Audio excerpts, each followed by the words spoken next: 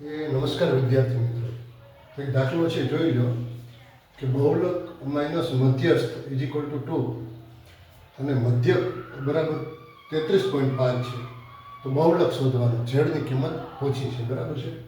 ચાર વિકલ્પ જોઈ લો, વિડીયો પોઝ કરી દો, ગણતરી કરવા ટ્રાય કરો, ચારમાંથી શું સાચો જવાબ આવે છે પછી મારી સાથે સરખાવો.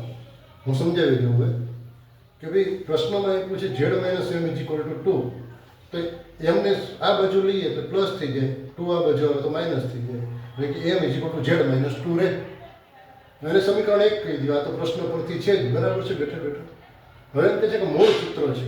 શું છે મૂળ સૂત્ર? તો ત્રણેય વચ્ચેના સંબંધો, બરાબર. તો અહીંથી તમે સૂત્ર પરથી લખી શકો છો. સૂત્ર પરથી રેડી? સૂત્ર પરથી શું કહી શકાય જોઈ લો. તો કે z is equal two 3m minus 2x bar. z તો એમનું છે, 3m એમના બદલે આપણે શું મેળવ્યું છે? m is equal two z minus 2. તો z માઇનસ 2 મૂકી દેવાના, માઇનસ x બારના બદલે કિંમત આપેલી છે 33.5 મૂકી. હવે 3z થઈ જશે, આનો અંદર ગુણો, આની અંદર ગુણો, એટલે minus 2z is equal two z ને આ બાજુ લ્યો, minus 2z is equal two minus 37. તો z is equal two 36.5 answer મળશે, બરાબર છે.